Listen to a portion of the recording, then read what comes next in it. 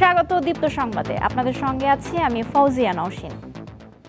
নতুন বাংলাদেশের সঙ্গে নতুনভাবে সম্পৃক্ত হতে বিশ্বের প্রতি আহ্বান জানিয়েছেন অন্তর্বর্তী সরকারের প্রধান উপদেষ্টা ডক্টর মোহাম্মদ ইউনূস। জাতিসংঘের সাধারণ পরিষদের অধিবেশনে দেওয়া ভাষণে এই আহ্বান জানান তিনি।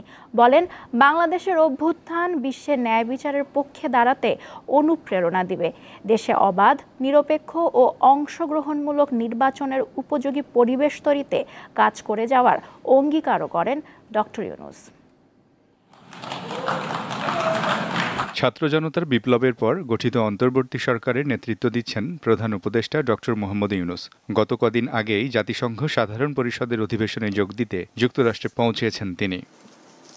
শুক্রবার নিউ ইয়র্কে স্থানীয় সময় সকাল 10টায় জাতিসংঘ সদর দপ্তরের জেনারেল অ্যাসেম্বলি হলে ভাষণ দেন প্রধান উপদেষ্টা। ভাষণের শুরুতে তিনি বলেন, গত জুলাই আগস্টে দেশে যে পরিবর্তন হয়েছে তার কারণেই তিনি বিশ্ব সম্প্রদায়ের সামনে উপস্থিত হতে পেরেছেন। আমাদের ছাত্র জনতা তাদের অদম্য সংকল্প ও প্রত্যয়ের মাধ্যমে একটি স্বৈরাচারী ও অগণতান্ত্রিক শাসন ব্যবস্থা থেকে আমাদের মুক্তি এনে দিয়েছে। তাদের এই সংকল্পের মধ্যেই আমাদের দেশের ভবিষ্যৎ নিহিত। বাংলাদেশের এই অভ্যুত্থান আগামী দিনগুলোতে বিশ্বের বিভিন্ন প্রান্তে মানুষকে মুক্তি ও ন্যায় বিচারের পক্ষে দাঁড়াতে প্রেরণা যোগাবে। আমাদের মুক্তি ও গণতান্ত্রিক আকাঙ্ক্ষাকে বাস্তবে রূপ দিতে আমি তাই আজ বিশ্ব সম্প্রদায়কে আমাদের নতুন বাংলাদেশের সঙ্গে সম্পৃক্ত হওয়ার উদাত্ত আহ্বান জানাচ্ছি। সরকারের দায়িত্ব নিয়ে যেসব খাতে সংস্কার করছেন তার তথ্য বিশ্ব দরবারে তুলে ধরেন তিনি। মানুষের আস্থা, আত্মবিশ্বাস ফিরিয়ে আনতে এবং নির্মম অতীত যেন আর ফিরে না আসে কোনোদিন, সেই জন্য আমরা কিছু সুনির্দিষ্ট খাতে সংস্কারকে অগ্রাধিকার দিয়েছি। সেই লক্ষ্যে আমরা বিদ্যমান নির্বাচন ব্যবস্থা, সংবিধান, বিচার ব্যবস্থা, জনপ্রশাসন, আইন শৃঙ্খলা ব্যবস্থা সংস্কারের জন্য স্বাধীন কমিশন গঠন করেছি। এইসব সংস্কার যেন টেকসই হয়, দীর্ঘমেয়াদে নিশ্চিত করতে এবং অবাধ ও নিরপেক্ষ অংশগ্রহণপূর্বক নির্বাচনের জন্য উপযোগী পরিবেশ সৃষ্টি করতে আমরা কাজ করে যাচ্ছি। বিশ্বের বিভিন্ন দেশে চলা যুদ্ধবিরতির আহ্বান জানিয়ে দেশে আশ্রয় নেয়া রোহিঙ্গাদের মিয়ানমার ফেরাতে আন্তর্জাতিক সহায়তা চান ডক্টর ইউনূস। বিশ্ববাসীর উদ্বেগ এবং নিন্দা সত্ত্বেও গাজায় গণহত্যা থামছে না। গত 2.5 বছর ধরে ইউক্রেনে চলমান যুদ্ধে বহু মানুষ প্রাণ হারিয়েছে। এই যুদ্ধের প্রভাব সর্বব্যাপী, এমনকি বাংলাদেশের অর্থনীতিতেও এর নেতিবাচক প্রভাব আমরা অনুভব করছি। আমরা তাই উভয় পক্ষকে সংলাপে বসে বিরোধ নিরসনের মাধ্যমে যুদ্ধের অবসান ঘটানোর আহ্বান জানাচ্ছি। বাংলাদেশের মতো জলবায়ুর পরিবর্তনজনিত ঝুঁকিতে থাকা দেশগুলোতে অভিযোজনের জন্য ব্যাপক বিনিয়োগের আহ্বান জানান সরকারের প্রধান উপদেষ্টা। তুলে ধরেন তার বিখ্যাত মতবাদ ৩-0 পৃথিবী গড়ার। এই ক্ষেত্রে আমি বিশ্বাস করি সমগ্র বিশ্ব একসাথে ৩-0 লক্ষ্য অর্জনের ধারণা বিবেচনা করে দেখতে পারে, যার মাধ্যমে আমরা শূন্য দারিদ্র্য, শূন্য বেকারত্ব এবং শূন্য নেট কার্বন নিঃসরণ অর্জন করতে পারি। যেখানে পৃথিবীর প্রতিটি তরুণ তরুণী চাকরি প্রার্থী না হয়ে বরং উদ্যোক্তা হিসেবে নিজেকে প্রতিষ্ঠিত করার সুযোগ পাবে। অর্থনৈতিক ক্ষেত্রে সামাজিক ব্যবসার ধারণা প্রতিষ্ঠিত করে বৈষম্য ও অসমতার অবসানে কাজ করার আহ্বান জানান ডক্টর মোহাম্মদ ইউনূস। ছিল তার বিকাশ। মিজানুর রহমান, দীপ্ত সংবাদ, ঢাকা। চলতি মৌসুমে এখনও পর্যাপ্ত ইলিশ পাচ্ছেন না জেলেরা, ফলে বাজারে বেড়েই চলেছে দাম। এ বিষয়ে জানাতে বরগুনা থেকে যোগ দিচ্ছেন সহকর্মী শাহ আলী।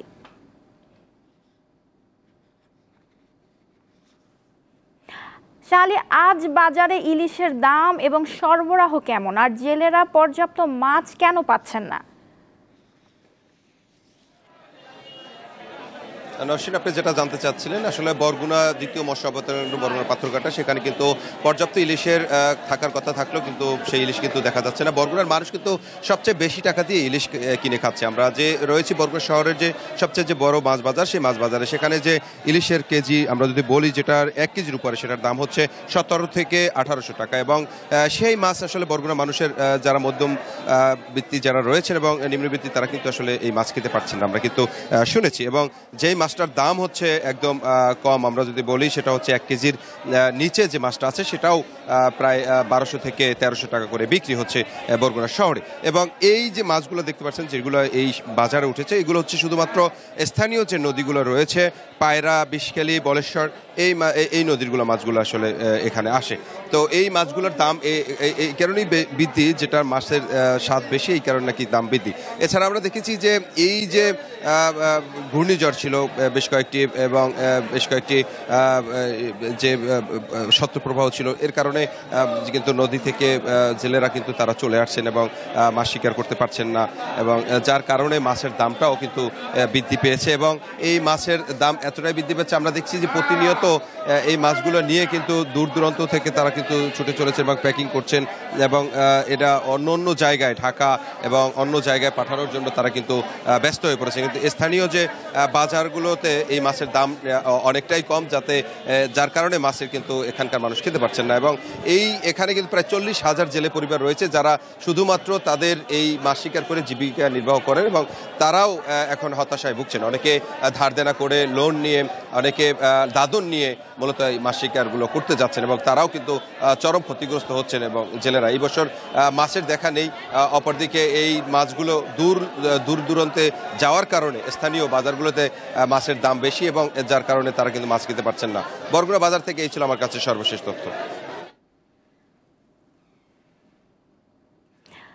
বরগুনা থেকে জানাচ্ছিলেন সহকর্মী শাহ আলী। ক্রেতা বিক্রেতার উপস্থিতিতে জমজমাট পটুয়াখালীর ইলিশের বাজার, সেখানকার খবর নিয়ে যোগ দিচ্ছেন সহকর্মী মোহাম্মদ ইমরান।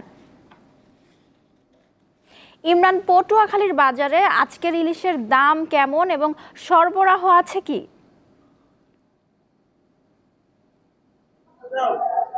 নওশীর, আপনাকে ধন্যবাদ। আপনি জানেন যে আবহাওয়ার বিরূপ প্রভাবের কারণে বিগত 1 সপ্তাহ যাবৎ মাছ ধরার ট্রলারগুলো কিন্তু ঘাটে ছিল, যার কারণে জেলেরা মাছ ধরতে না পারায় বাজারগুলোতে ইলিশের অনেকটা সংকট রয়েছে। এছাড়া জলবায়ু পরিবর্তনের নেতিবাচক প্রভাবে কিন্তু আগের মতো জেলেরা এখন আর ইলিশ পায় না, যার কারণে বাজারগুলোতে ইলিশের অনেকটা সংকট রয়েছে। আমি এই মুহূর্তে রয়েছি কলাপাড়ার যে মৎস্য মার্কেট রয়েছে সেই মার্কেটে। আপনি এখানে কিছু পরিমাণ ইলিশ উঠেছে, আমরা কিন্তু সেটা দেখেছি, তবে ইলিশের দাম কিন্তু অনেকটা চড়া। আমরা এখানে এসে যেটা দেখতে পেরেছি যে 1 কেজি ওজনের ইলিশ কিন্তু এখানে বিক্রি হচ্ছে 2000 থেকে 2200 টাকা কেজি দরে। এরপরে 800 গ্রামে ইলিশ কিন্তু এখানে বিক্রি হচ্ছে 1500 থেকে 1600 টাকা কেজি দরে, এবং 600 গ্রামে ইলিশ কিন্তু বিক্রি হচ্ছে 1200 থেকে 1400 টাকা কেজি দরে। এবং এখানে যে ধাক্কা ইলিশ সেটি কিন্তু এখানে বিক্রি হচ্ছে 600 থেকে 700 টাকা কেজি দরে। তো আমরা বাজারে যে সকল ক্রেতারা এসেছেন তাদের চোখে মুখে কিন্তু অনেকটা হতাশা লক্ষ্য করেছি, কারণ ইলিশের দাম এত পরিমাণে বেড়েছে তারা আসলে এই বাজার থেকে কিনে নিয়ে যেতে পারছে না। আমরা এখন এই মুহূর্তে একজন ক্রেতার সঙ্গে আসলে কথা এখানে একজন বিক্রেতার সঙ্গে কথা বলবো। আসলে আপনি যদি বলতেন যে এই বাজারে আগের মতো ইলিশ আছে কিনা এবং ইলিশের দাম বেশি কেন? আসলে মাছটা অনেক বেশি ছিল, এই জন্য মাছের দামটা কম আছে। এখন বর্তমানে মাছের মানে কম সংকট, এই জন্য মাছের দাম একটু বেশি, এবং এই বেশির কারণে আমাকে লাভও কম হয়, লাভের অংশটাও কম। আগে তো ইলিশ বেশি ছিল, ব্যবসা বেশি আছে, আর এখন ইলিশ কম, দাম অনেক বেশি আর লাভের কম। ধন্যবাদ আপনাকে। যেমনটা এই যে মৎস্য ব্যবসায়ী রয়েছে তিনি যেমনটা বলছেন যে বাজারে আসলে তাদের যে মোকামগুলো রয়েছে এই মোকামগুলোতে কিন্তু তারা চাহিদা অনুযায়ী ইলিশ পাচ্ছে না, যার কারণে ইলিশের দামটা অনেক বেশি। এখানে একজন ক্রেতা রয়েছে, আমরা একটু তার সঙ্গে কথা বলবো। আপনি আসলে কি মাছ কিনতে এসেছেন বাজারে এবং ইলিশের দাম আসলে কেমন দেখলেন? আমি তো বাজারে ইলিশ দেখছি, বাট ইলিশের কেনার মতো সামর্থ্য আমার নাই, কারণ যে ছোট ছোট ইলিশ 800-900 টাকা কেজি। দাম অনেক বেশি মনে হচ্ছে আপনার কাছে? অনেক বেশি মনে হচ্ছে। ধন্যবাদ আপনাকে। দর্শক, নওশীন, আপনি যেমনটা শুনছিলেন এখানে কিন্তু আমরা একজন বিক্রেতা এবং একজন ক্রেতার সঙ্গে কথা বলেছি। এখানকার বিক্রেতা তিনি রয়েছেন, মাছ সংকটের কারণে তিনি কিন্তু অনেকটা হতাশ, এবং এখান ক্রেতারা যারা রয়েছেন তারা কিন্তু এই বাজারে এসে মাছ কিনতে না পেরে, দাম বেশি হওয়ার কারণে মাছ কিনতে না পেরে কিন্তু তারা অন্য যে দেশীয় মাছ, খাল বিলের মাছ রয়েছে সেই মাছ নিয়ে কিন্তু তারা ফিরছেন। তো নওশীন, আসলে পটুয়াখালীর মাছ বাজার থেকে আমার কাছে এই ছিল সর্বশেষ। পটুয়াখালীর ইলিশ বাজার থেকে জানাচ্ছিলেন সহকর্মী ইমরান। রাজধানীর বেশিরভাগ থানার কার্যক্রম শুরু হলেও নেই গতি। বৈষম্য বিরোধী ছাত্র আন্দোলনের সময় হামলা ও অগ্নিসংযোগের ঘটনায় মামলার আলামত সহ অনেক নথি পুড়ে যাওয়ায় বেকায়দায় পড়েছে পুলিশ ও সেবা প্রার্থীরা। নতুন মামলা না নেওয়ার অভিযোগ রয়েছে কোনো কোনো থানার বিরুদ্ধে। বৈষম্য বিরোধী ছাত্র আন্দোলন দমনে ব্যাপক শক্তি প্রয়োগ করে পুলিশ। হতাহত হন বহু মানুষ। তখন পুলিশের পাশাপাশি বিভিন্ন থানাও হামলার শিকার হয়। নিহত ও আহত হন বেশ কিছু পুলিশ সদস্য। ৫ আগস্ট শেখ হাসিনার আওয়ামী লীগ সরকারের পতনের পর আরেক দফা হামলার শিকার হয় থানা পুলিশ। জীবন বাঁচাতে কর্মস্থল থেকে পালিয়ে যান অনেকে। অন্তর্বর্তীকালীন সরকারের ৮ আগস্ট ডক্টর ইউনূসের নেতৃত্বে অন্তর্বর্তী সরকার গঠিত হয়, কিন্তু ১.৫ মাস পরেও রাজধানীর অনেক থানার কার্যক্রম পুরোদমে চালু হয়নি।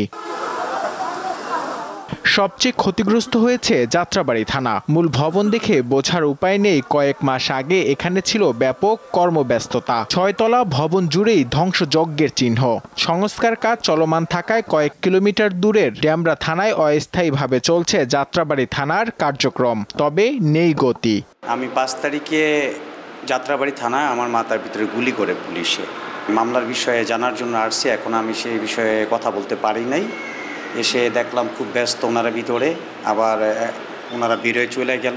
কিছুটা ভিন্ন চিত্র বাড্ডা থানায়। অনেকটা স্বাভাবিকভাবে চলছে কাজকর্ম, তবে বৈষম্য বিরোধী ছাত্র জনতার আন্দোলনে শহীদ পরিবারের মামলা নিয়ে তালবাহানার অভিযোগ উঠেছে। এ ঘটনায় মানববন্ধন ও বিক্ষোভ মিছিল হয়েছে। আমার ছেলে এলোপাতাড়ি গুলিতে নিহত হওয়ার পর আমি ২০ তারিখ একটা মামলা করি, এখন পর্যন্ত আসামি ধরছে না। আসামি আমাকে হুমকি ধামকি দিচ্ছে। যাচাই করুক, তদন্ত করুক, তাদের শাস্তির আওতায় আনুক, আমরা এটাই চাই। তবে অভিযোগ অস্বীকার করেন সদ্য যোগদান করা ভারপ্রাপ্ত কর্মকর্তা। আমি আসামি ধরি না, এই কথাটা সত্য নয়। আমি এ পর্যন্ত 12টা মামলা নিয়েছি। এই 12টা মামলা কোনো থানায় মনে হয় না। ঢাকা মহানগর পুলিশের অধীনে থানা রয়েছে 50টি। বৈষম্য বিরোধী ছাত্র আন্দোলনকে ঘিরে 21 থানা ও পুলিশের 216টি স্থাপনায় হামলা, ভাঙচুর ও অগ্নিসংযোগের ঘটনা ঘটেছে। নূর আলম, দীপ্ত সংবাদ, ঢাকা। PGM-F1 ইঞ্জিন সমৃদ্ধ অত্যাধুনিক সেগমেন্টের নতুন হর্নেট 2.0 মোটরসাইকেল প্রথমবারের মতো বাজারে এনেছে হোন্ডা। এক অনুষ্ঠানে প্রতিষ্ঠানটি জানিয়েছে, জাপানি ম্যানুফ্যাকচার বৈচিত্র্যসম্পন্ন এই মোটরসাইকেলে এক্সট্রিম ডাউনশিফটে রাইডারকে বাড়তি নিরাপত্তা দিতে স্মুথ গিয়ার শিফটের জন্য নতুন অ্যাসিস্ট ও স্লিপার ক্লাচ রয়েছে। PGM-F1 ইঞ্জিনের কারণে হর্নেট 2.0 মোটরসাইকেল জ্বালানি সাশ্রয়ী ও পরিবেশ বান্ধব। 1996 সালে হর্নেটের যাত্রা শুরু হয়।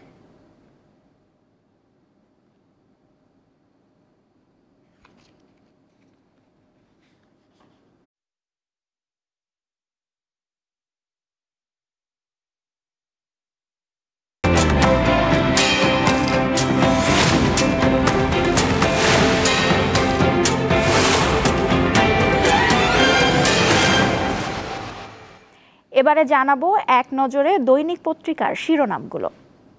আমার হাতে প্রথমেই আছে দৈনিক প্রথম আলো। তাদের প্রধান শিরোনাম, গণতন্ত্রের নতুন যাত্রায় বিশ্বকে পাশে চায় বাংলাদেশ। বাংলাদেশ সরকার প্রধান হিসেবে জাতিসংঘের সাধারণ পরিষদের অধিবেশনে বক্তৃতা রাখেন নোবেল বিজয়ী এই অর্থনীতিবিদ। এছাড়াও তাদের আরও একটি শিরোনাম, গডফাদারের অভিভাবক আলাউদ্দিন নাসিম। ফেনীর গডফাদার হিসেবে পরিচিত নিজাম হাজারী সভা সমাবেশে আলাউদ্দিন নাসিমকে পরিচয় করিয়ে দিতেন তার অভিভাবক হিসেবে। এরপর আমার হাতে আছে দৈনিক সমকাল। তারাও তাদের প্রধান শিরোনামটি করেছে, জাতিসংঘের প্রধান উপদেষ্টার ভাষণ নিয়ে বিশ্বকে প্রেরণা যোগাবে মনসুন অভ্যুত্থান। দেশের নতুন যাত্রায় বিশ্ববাসীকে সম্পৃক্ত হওয়ার আহ্বান, পাচার হওয়া অর্থ ফেরত আনতে সহায়তা কামনা, দ্বিরাষ্ট্রভিত্তিক সমাধান মধ্যপ্রাচ্যে শান্তি আনতে পারে। এছাড়াও তাদের আরও একটি শিরোনাম, সুদ হারে গতি, ব্যবসায় চাপ। 2 মাসে মূলধনী যন্ত্রপাতি আমদানির ঋণপত্র খোলা কমেছে 44%। এরপর আমার হাতে আছে দৈনিক ইত্তেফাক। তাদের প্রধান শিরোনাম, ইসরায়েলের বিমান হামলায় ফের রক্তাক্ত লেবানন, নিহত 100। 5 দিনে 7 শতাধিক মানুষের প্রাণহানি। এছাড়াও জাতিসংঘের ভাষণে বিশ্ব সম্প্রদায়কে ডক্টর ইউনূস নতুন বাংলাদেশের সঙ্গে নতুনভাবে সম্পৃক্ত হন। এই ছিল এক নজরে দৈনিক পত্রিকার শিরোনামগুলো। এই ছিল এখনকার মতো। আমাদের পরবর্তী আয়োজন বেলা 12টায় দেখার আমন্ত্রণ রইল। এছাড়া দেশ বিদেশের নানা তথ্য জানতে যুক্ত থাকুন দীপ্ত টিভির ডিজিটাল প্ল্যাটফর্মগুলোতে। ধন্যবাদ।